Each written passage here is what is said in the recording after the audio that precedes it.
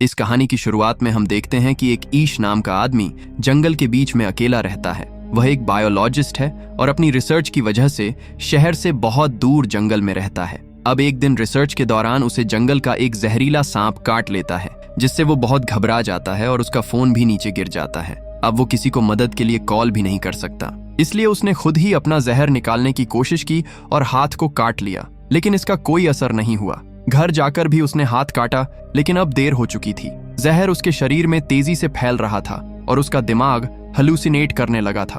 उस जहर के असर की वजह से वो कई दिनों तक ऐसे ही पड़ा रहा। एक दिन वहां कई साइंटिस्ट उसे ले जाने के लिए वहां आए। वो अब भी जिंदा था और होश में था, लेकिन उसके शरीर में कोई ताकत नहीं थी। उसने हिम्मत करके इन लोगों को आवाज देने की कोशिश की, लेकिन आवाज नहीं निकल पाई और ऐसे ही सब लोग वहां से चले गए, यह सोचकर कि ईश यहाँ नहीं है। अब हम कुछ दिन बाद का सीन देखते हैं, जहां पर अब ईश के हाथ से जहर बाहर निकल गया था और थोड़ा बहुत जहर जो दिमाग तक गया था वो भी अब ठीक हो रहा था। बस उसे थोड़े हेलुसिनेशन आ रहे थे। अब होश में आते ही उसने तुरंत शहर के हॉस्पिटल में जाने का फैसला किया। उसने अपनी कार साफ की और शहर की तरफ निकल पड़ा, लेकिन एक अजीब बात उसने नोटिस की कि सड़कों पर कोई कार नहीं थी और जब वो शहर पहुंचा तो वहां कोई हलचल नहीं थी। उसे एक भी जिंदा इंसान दिखाई नहीं दिया। सारी बिल्डिंग्स खाली पड़ी थीं। यह देखकर वो काफी घबरा गया। असल में यहाँ एक महामारी फैल चुकी थी। यह पेंडेमिक इतनी खतरनाक थी कि कुछ ही दिनों में दुनिया की पूरी आबादी को साफ कर दिया। ईश एक बायोलॉजिस्ट था, इसलिए उसने समझा कि वह कई दिनों तक दुनिया से दूर रहा, इसीलिए यह बीमारी उस पर अटैक नहीं कर पाई और वह बच गया। अब तो इंसानों का सफाया हो चुका था, मतलब यहाँ कोई गवर्नमेंट नहीं थी और किसी चीज का कोई मालिक भी नहीं था। अब ईश को तुरंत अपने पेरेंट्स का ख्याल आया। कार चलाते हुए जब वो घर पहुंचा तो देखा कि उसके पेरेंट्स कई दिनों से मरे पड़े थे और उनकी बॉडीज की हालत भी बहुत बुरी हो चुकी थी। लेकिन किसी तरह वो हिम्मत दिखाता है और अपने घर के बाहर कब्र खोदकर उन्हें दफना देता है। अब इसके वो पूरे शहर में घूमता है, लेकिन उसे कोई भी सर्वाइवर नहीं मिलता, इसलिए अब वो उस शहर को छोड़कर दूसरे शहर जाने का फैसला करता है। उसने लॉस वेगस जाने का प्लान बनाया और कुछ जरूरी सामान और एक गन लेकर निकल पड़ी डीएचता है। अब वो लॉस वेगस पहुंचकर देखता है कि वहां भी सब लोग मर चुके थे। कभी जो बिल्डिंग इंसानों से खचाखच भरी थी वो अब सब खाली पड्डेडी थी। अब इन सब से थककर वो एक होटल में चला गया। उसने वहां रात बिताई और महंगी चीजों का मजा लिया, क्योंकि अब सब चीजें उसके लिए फ्री थीं। उसे उम्मीद ही नहीं थी कि अब कोई मिलेगा, लेकिन अगली रात उसे 2 लोग मिले। ये दोनों भी बीमारी से बच गए थे। उसमें से लड़की ने अपनी दुख भरी कहानी सुनाई कि उसने अपने परिवार को वीडियो कॉल पर मरते देखा है और अब उसके लिए जीने की कोई उम्मीद नहीं बची। और वो आदमी भी मरना चाहता था, क्योंकि इतनी अकेली दुनिया में जीना उसके लिए नामुमकिन था। उस रात यह लोग भी ईश के साथ रुक गए, लेकिन सुबह होते ही इन लोगों की नीयत ईश को अलग ही लगी। उस आदमी के पास गन थी और वह चाहता था कि तीनों की मौत आसान हो जाए, लेकिन ईश जीना चाहता था, इसलिए वह उठकर वहां से बाहर निकल गया और उसके पीछे उसे गोलियों की आवाज सुनाई दी। मतलब उन्होंने अपना खेल खत्म कर लिया था। यह हादसा उसे और ज्यादा तोड़ देता है। अब उसे साफ लग रहा था कि वो दुनिया में अकेला रह गया है, इसीलिए तेज कार चलाते हुए वह घर लौट आया। रास्ते में एक डॉग उसकी कार के सामने आ गया था, इसलिए ईश उसे अपने साथ ले लेता है। अब ईश ने अपनी जिंदगी को नए तरीके से जीना शुरू कर दिया और वो सर्वाइवल बुक्स पढ़ने लगा। खाने पीने की कोई कमी नहीं थी और कमाने की अब जरूरत नहीं थी। हर दिन काम करता और टाउन में घूमता, इस उम्मीद में कि शायद कोई जिंदा इंसान मिल जाए, लेकिन हर दिन निराश होकर लौट आता। एक दिन जब वो अपने डॉग के साथ खिड़की पर खड़ा चाय पी रहा था, अचानक उसका डॉग भौंकने लगा। उसे एहसास हुआ कि वहां कोई इंसान है। दूर एक घर से धुआं निकल रहा था, मतलब वहां कोई इंसान हो सकता है। इसलिए वो तुरंत कार निकालकर उस घर की तरफ गया जहां से धुआं उठ रहा था। खुशकिस्मती से वहां एक लड़की थी जो उसे देखकर डर जाती है, लेकिन ईश ने उसे यकीन दिलाया कि वो उसे नुकसान पहुंचाने नहीं आया। वो भी अकेला इंसान है और किसी दूसरे सर्वाइवर को ढूंढ रहा है। यह सुनकर लड़की ने उसे अपने घर आने की इजाजत दी। लड़की का नाम एमा था। बातचीत से हमें पता चलता है कि पेंडेमिक को लगभग 1 साल हो चुका है। एमा और ईश ने पूरे साल में अपने अलावा कोई इंसान नहीं देखा। उन्हें बहुत खुशी थी कि वो एक दूसरे से मिले, वरना अकेले रहना बहुत मुश्किल था। वो डिप्रेशन में जा रहे थे क्योंकि इंसान लोगों के बीच रहने का आदी हो चुका था। अकेले रहकर उनका मेंटल स्टेट बहुत बुरा हो रहा था, इसलिए उन्होंने फैसला किया कि वह दोनों साथ में ईश के घर में रहेंगे, क्योंकि उसका घर जनरल स्टोर के करीब था जहां फूड सप्लाई पड़ी थी और उसने अपने घर में बहुत सारा सामान भी जमा कर रखा था, जिससे उनका रहना आसान हो गया। एमा भी अब ईश के घर आ गई। दोनों ने जब साथ रहना शुरू किया तो उनकी जिंदगी पहले से बेहतर हो गई। एमा ईश का बहुत साथ देती थी, वो उसकी केयर करती और दोनों मिलकर घर की मरम्मत भी करने लगे, क्योंकि पूरे साल ईश ने अपने घर पर ध्यान नहीं दिया था। दोनों हर सुबह उठकर साथ में काम करते और अपने गोल्स पूरे करते। इन दोनों ने यह भी सोचा कि अगर पूरी दुनिया में सिर्फ यही दोनों बचे हैं तो इन्हें फिर से इंसानी पॉपुलेशन भी बढ़ानी चाहिए। पहले यह दोनों का फैसला था, लेकिन जब ईश को पता चला कि एमा प्रेग्नेंट है तो वो बहुत डर गया। उसे डर था कि उसके बच्चे इस अजीब दुनिया में सरवाइव कर पाएंगे या नहीं। एमा ने उसे हिम्मत दी कि सब ठीक होगा। ईश एक बायोलॉजिस्ट था, इसलिए उसने बुक्स पढ़कर बच्चे को जन्म देने के तरीके समझने शुरू किए, क्योंकि उसे पता था कि अब यह दोनों अकेले हैं और उन्हें ही यह काम करना पड़ेगा। साथ ही दोनों घर को परफेक्ट बनाने की कोशिश भी कर रहे थे। उन्होंने सोलर पैनल्स भी लगा लिए थे ताकि घर में इलेक्ट्रिसिटी की कमी ना हो, क्योंकि पेंडेमिक को बहुत वक्त हो चुका था। शहर जंगल जैसा बनने लगा था और जंगल के जानवर अब टाउन की तरफ आने लगे थे। यह उनके लिए बड़ा खतरा था, इसलिए उन्होंने घर के चारों तरफ फेंस बना लिए और जानवरों से बचने के लिए कुछ वेपन्स भी रख ली। इन लोगों ने खुद भी कई वाइल्ड एनिमल्स पाल लिए थे जिनसे उनकी जरूरतें पूरी हो रही थीं, और यह लोग बहुत बिजी भी रहते थे। इंसानों की गैर मौजूदगी में पूरा इलाका हरा भरा हो गया था और यहाँ की हवा भी बहुत साफ थी। उनकी सेहत भी बहुत अच्छी हो गई थी। उनकी जिंदगी किसी हद तक परफेक्ट हो गई थी। लेकिन फिर एक दिन उन्हें एक और बड़ी प्रॉब्लम का सामना करना पड़ा। पता नहीं कहां से अनगिनत चूहे शहर में आ गए। उन्हें देखकर ईश बहुत पैनिक हो गया। इन चूहों को घर से दूर रखने के लिए ईश ने अपने घर के आगे आग लगाई, लेकिन यह सिर्फ एक रात काम आया। एमा ने उसे कहा कि हम इसका भी कोई हल निकालेंगे। सुबह होते ही ईश घर से बाहर निकला। उसने आसपास कई बिल्लियां छोड़ दी। इन कैट्स ने इन चूहों को खाना शुरू कर दिया और आखिरकार यह समस्या भी खत्म हो गई। अब वो दिन भी आ गया जब एमा को बच्चा पैदा करना था। ईश ने खुद यह काम संभाला और हमें दिखाया जाता है कि उनकी एक बहुत प्यारी बेटी हुई। यह देखकर दोनों बहुत खुश हुए। उन्हें जीने की नई उम्मीद मिल गई। इसके बाद यह लोग सड़कों पर गए और अपने घर का एड्रेस लिख दिया, इस उम्मीद में कि अगर कोई जिंदा इंसान यहाँ आए तो वह उनके घर पहुंच सके। अब 6 साल बाद ईश किसी काम से जंगल जा रहा था कि अचानक उसकी कार के सामने एक जंगली जानवर आ गया। डर कर ईश बाहर आया और उस जानवर को देखा। वह अभी जिंदा था लेकिन बहुत दर्द में था, इसलिए ईश ने उसकी तकलीफ आसान करने के लिए उसे गोली मार दी। दूर से यह सब एक लड़की देख रही थी और गन की आवाज सुनकर वो डर गई और भागकर जंगल में चली गई। ईश ने भी उसे भागते हुए देखा और तुरंत उसके पीछे दौड़ा ताकि उसे पकड़ सके। इस लड़की को लगा कि ईश उसे नुकसान पहुंचाएगा, लेकिन जब उसने इस भूखी लड़की को एप्पल खाने के लिए दिया तो लड़की को समझ आया कि ईश बुरा इंसान नहीं है। वो उसे अपने घर ले जाना चाहता था, लेकिन वह लड़की कार में उसके साथ नहीं बैठी बल्कि पीछे वाले ट्रक में बैठ गई। घर लौटकर देखा गया कि लड़की ट्रक से बाहर आने के लिए तैयार ही नहीं थी। घर में हमने देखा कि इतने सालों में ईश और एमा के 2 बच्चे हो चुके थे और अब उनका तीसरा बच्चा भी होने वाला था। उन्होंने टाउन में हर जगह अपना एड्रेस लिखा हुआ था और उसी एड्रेस को देखकर 2 और सर्वाइवर्स उनके पास रहने आ गए थे, जिनका नाम था जॉर्ज और मरीना। और अब 1 साल से यह दोनों ईश और एमा के साथ रह रहे थे, क्योंकि यहाँ किसी चीज की कमी नहीं थी। खैर, अब ईश जंगल से लड़की को भी ले आया था, लेकिन वो लड़की अभी तक ट्रक से नहीं निकली थी। उसने पूरी रात ट्रक में ही गुजारी। सुबह मरीना उसे खाना देने आई तो लड़की डर गई और खाना फेंक दिया। फिर मरीना ने उसे समझाया और अपनी कहानी सुनाई। उसने बताया कि वो और जॉर्ज कई महीनों से इस अकेली दुनिया में भटक रहे थे। फिर उन्हें ईश का एड्रेस मिला और वह इनके साथ रहने लगे। उसने यह भी कहा कि यह दोनों बहुत अच्छे लोग हैं और यहाँ किसी चीज की कमी नहीं है। उसकी बातें सुनकर लड़की थोड़ा शांत हुई और उनसे मिलने जुलने लगी। लेकिन अजीब यह था कि लड़की अब तक ज्यादा बोली ही नहीं थी और ना ही उसने अपना नाम बताया था। एक दिन मरीना ने उसका सामान देखा तो उसमें अजीब सी ड्राइंग थी।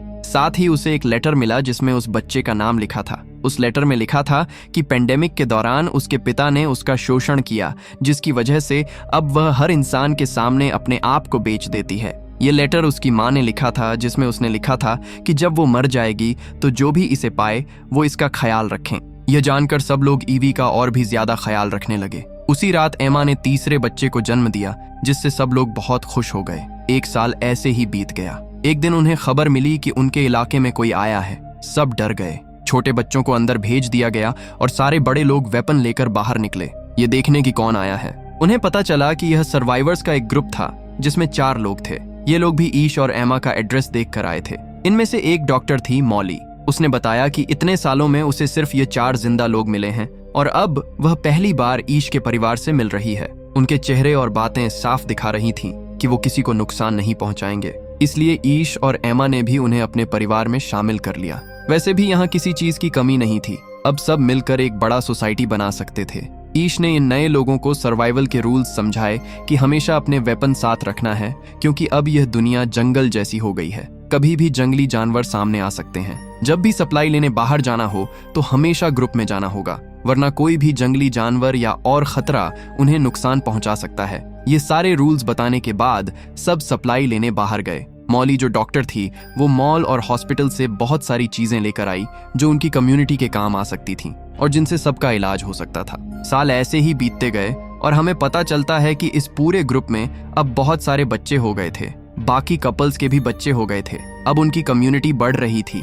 ईश अपने बच्चों को पढ़ाता था और उन्हें बताता था कि पहले कम्युनिटीज कैसी होती थी, इंसान कैसे सरवाइव करता था। वो उन्हें सिखाता था ताकि आगे चलकर उन्हें कोई मुश्किल ना हो। उनकी जिंदगी सामान्य तरीके से चल रही थी। घर के चारों तरफ पूरा जंगल था और एक दिन उसी जंगल से एक बहुत बड़ा शेर उनके घर में घुस आया। शुक्र था कि सही समय पर ईश की नजर उस पर पड़ गई। ईश बच्चों को बचाने वहां पहुंचा, लेकिन शेर ने उस पर हमला कर दिया। इससे पहले कि बाकी लोग कुछ कर पाते, शेर ने उसे बुरी तरह घायल कर दिया। ये देखकर सब घबरा गए। जब सब वहां पहुंचे तो शेर वहां से भाग गया। एमा ने ईश की हालत देखकर गुस्से में गन उठाई और जंगल में जाकर उस लायन को मार डाला। वक्त रहते सबने मिलकर मौली की मदद से ईश की जान बचा ली और फिर उसका इलाज शुरू हुआ। कई हफ्तों के बाद ईश पहले जैसा ठीक हो गया। अब 17 साल बीत चुके थे। सबके बच्चे अब जवान हो गए थे। हमें पता चलता है कि इतने सालों बाद ईश की सबसे बड़ी बेटी हैदर अपने ग्रुप के एक लड़के के करीब आने लगी। उनकी दोस्ती बहुत गहरी हो गई थी और किसी को उनकी दोस्ती पर एतराज नहीं था, क्योंकि अब तो इन्हें आपस में रिश्ते बनाने ही थे। हैदर और वो लड़का अब इस दुनिया को एक्सप्लोर करना चाहते थे और ये उम्मीद रखते थे कि शायद और सर्वाइवर्स मिल जाए, इसलिए वह टाउन से बाहर जाना चाहते थे। किसी को भी इसमें एतराज नहीं था। सब ने उन्हें गन्स और जरूरी चीजें दी और सफर पर भेज दिया। लेकिन उनके जाने के बाद एक और प्रॉब्लम खड़ी हो गई। उनके पास सारे रिसोर्सेज थे, लेकिन अब पानी की कमी सामने आने लगी। डैम पर जाकर उन्हें पता चला कि डैम का पानी खत्म हो रहा है और यह प्रॉब्लम उनके लिए जानलेवा साबित हो सकती थी। कुछ दिन बाद एक और सर्वाइवर्स का ग्रुप उनके इलाके में आया। उनके पास 2 ट्रक्स थे, लेकिन उनके पास पेट्रोल की कमी थी, जिसके लिए वह ईश से मांगने आए थे। बदले में उन्होंने कहा कि हम तुम्हारी पानी की प्रॉब्लम सॉल्व कर सकते हैं, क्योंकि हमारे पास ड्रिल मशीन है और जमीन खोदकर अब भी पानी निकाला जा सकता है। ईश को यह ऑफर बुरा नहीं लगा। उसने इन लोगों को अपनी कम्युनिटी में रख लिया, लेकिन सबको चेतावनी दी कि सावधान रहना संभव है, ये सर्वाइवर्स खतरनाक हो सकते हैं। फिर दिखाया जाता है कि अब यह लोग ईश के घर में ड्रिलिंग कर रहे थे। कई दिनों की मेहनत के बाद आखिरकार पानी निकल आया और सब बहुत खुश हुए। डील पूरी हो गई। ईश के लोगों ने उन्हें फ्यूल भी दे दिया और उस रात सब ने मिलकर सेलिब्रेशन किया।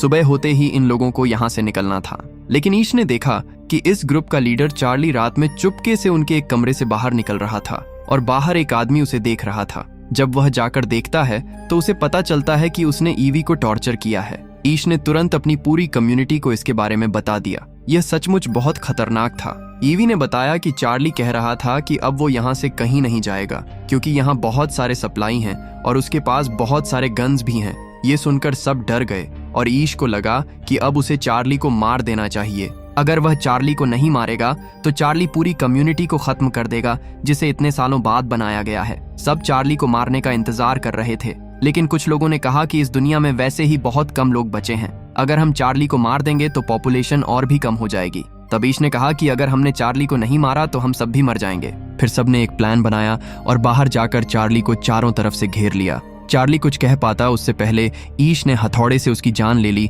और उसे दफना दिया। ये सब करने के बाद ईश को बहुत बुरा लग रहा था।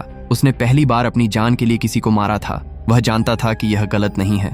उसने यह सब अपनी कम्युनिटी को बचाने के लिए किया। फिर भी उसका मन दुखी था। सुबह होते ही ईश और सब ने चार्ली के ग्रुप को बताया कि उन्होंने उनके लीडर को मार दिया है, क्योंकि उसने उनकी कम्युनिटी की एक लड़की को सताया था। चार्ली की मौत की खबर सुनकर उसका पूरा ग्रुप दुखी नहीं हुआ, बल्कि कुछ लोगों ने कहा कि चार्ली ने लीडर बनकर बहुत फायदा उठाया था। वह अपनी ग्रुप की लड़कियों को भी परेशान करता था, इसलिए सब चार्ली की मौत से खुश थे, सिवाय उसके दोस्त के, जिसने बहुत गुस्से में चिल्लाकर विरोध किया। इसलिए ईश ने अब चार्ली के पूरे ग्रुप से कहा कि हमें किसी से दुश्मनी नहीं है, तुम सब यहाँ शांति से रह सकते हो, लेकिन ये लड़का नहीं, क्योंकि इसमें भी मुझे चार्ली जैसी ही गंध आ रही है। यह हमारे लिए खतरा बन सकता है। बाकियों की राय भी यही थी। इसलिए सजा के तौर पर उन्होंने चार्ली के दोस्त को अपनी कम्युनिटी से बाहर निकाल दिया। शुरू में वो लड़का भाग निकला, लेकिन बाद में समझ गया कि वो अकेला बाहर सरवाइव नहीं कर पाएगा, इसलिए वह वापस आया। लेकिन ईश ने अपनी कम्युनिटी की सिक्योरिटी के लिए उसे वापस स्वीकार नहीं किया। अब हम देखते हैं कि कम्युनिटी के सारे बच्चे पुराने रिसर्च से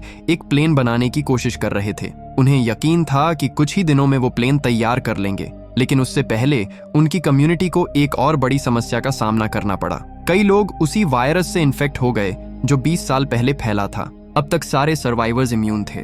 मॉली के पास बहुत सारी मेडिसिन्स थी जिनसे उसने सबका इलाज किया, लेकिन ईश का बेटा बहुत बुरी तरह बीमार हो गया। उसकी हालत बहुत खराब थी, जिससे पूरी कम्युनिटी टूट सी गई। इसी बीच ईश की बड़ी बेटी हैदर अकेली घर वापस आई। वो रो रही थी। सबने उससे उसके पार्टनर के बारे में पूछा। रोते हुए उसने बताया कि जब वो दोनों यात्रा पर निकले थे तो उन्होंने बहुत सारे सिटीज खोजे, सर्वाइवर्स ढूंढे, हर घर देखा, लेकिन कोई सर्वाइवर नहीं मिला। वो हर जगह अपने घर का एड्रेस लिखते जा रहे थे। फिर वह एक जगह पहुंचे जहां उन्हें जंगल में एक आदमी मिला। उस आदमी ने हैदर के पार्टनर को मार दिया। उसने कहा कि यह चार्ली का बदला है, यानी साफ था कि वह वही आदमी था जिसे ईश ने अपनी कम्युनिटी से निकाला था। हैदर ने कहा, मैं अपनी जान बचाने के लिए क्या करती, मैंने भी उसे मार दिया और फिर जल्दी से अपने घर लौट आई। ये सुनकर सब बहुत दुखी हो गए। अभी वह इस गम से निकले भी नहीं थे कि ईश का दूसरा बेटा भी मर गया। मामला यहीं नहीं रुका। ईश के बेटे की मौत के बाद और 3 मेंबर्स की मौत हो गई। इस हादसे से ईश पूरी तरह टूट गया। अब वो इस दुनिया में जीना ही नहीं चाहता था। वो सब छोड़ देना चाहता था, लेकिन एमा ने उसका साथ दिया। जैसे पहले जब वो दोनों अकेले थे, एमा ने कहा, देखो, जब हमें कोई नहीं मिला था तब हम दोनों ने साथ मिलकर जिंदगी शुरू की थी, और आज हम इतने बड़े ग्रुप बन गए हैं। हमें इस दुनिया को आगे बढ़ाना है। अगर तुम ऐसे हार मान लोगे तो ग्रुप के बच्चों को कौन सिखाएगा। ये सुनकर ईश को थोड़ा हौसला मिला। वो पहाड़ पर सनराइज देखने गया। वो सनराइज पुरानी दुनिया के सनराइज से बहुत अलग था। पहले नेचर के कलर्स फीके लगते थे, अब सब कुछ फ्रेश लग रहा था। यह देखकर ईश को एहसास हुआ कि यह पहले की दुनिया नहीं है। अब हम लोग एक नई दुनिया में हैं। वो अपने बच्चों को पुरानी दुनिया के मुताबिक जीना सिखा रहा था। यह गलत था। अब उसे अपने बच्चों को नए वर्ल्ड में सरवाइव करना सिखाना था। घर लौटकर उसने बच्चों को स्पीच दी। हम अभी तक गलत दिशा में जा रहे थे। हम पुरानी दुनिया की तरह जीने की कोशिश कर रहे थे, लेकिन जब पुरानी दुनिया है ही नहीं तो फिर उसमें सरवाइव करने की ट्रेनिंग क्यों। ये नई दुनिया है और हमें इसके हिसाब से चलना होगा। वो कहता है कि अब से तुम वही सीखोगे जो नेचर तुम्हें सिखाएगा और जो इस दुनिया में सरवाइव करने के लिए जरूरी है। इस दुनिया में उनकी कम्युनिकेशन पूरी तरह बंद हो चुकी थी, इसलिए उन्होंने अपना कम्युनिकेशन नेटवर्क बनाने का फैसला किया। उन्होंने फिर से एक नया रेडियो बनाया जिससे उनकी कम्युनिकेशन मजबूत हुई। इसके बाद ईश ने रोज नए सोशल इवेंट्स रखने शुरू किए, जिनसे बच्चों को समझ आया कि कैसे इंसान साथ में रहकर सरवाइव करते हैं। अब ईश अपने आइडियाज सिर्फ अपने तक नहीं रखे, बल्कि उसने कम्युनिटी से बाहर भी अपना सिटी रेनोवेट करना शुरू किया। उसने होटल्स फिर से बनाए, फिर उसने आसपास के सिटीज को भी रिपेयर करने का फैसला किया। कहानी के अंत में हम देखते हैं कि ये पूरी कहानी ईश अपने पोते को सुनाता है। वो अपने पोते से कहता है, ये दुनिया अब हमारी जनरेशन की है, अब इसे आगे बढ़ाना तुम्हारा काम है। ये कहते हुए कहानी यहीं खत्म हो जाती है। तो दोस्तों, आपको ये कहानी अच्छी लगी तो इस वीडियो को लाइक करके हमारे चैनल को सब्सक्राइब जरूर करना, ताकि हम आपके लिए ऐसी ही कहानियां लाते रहें।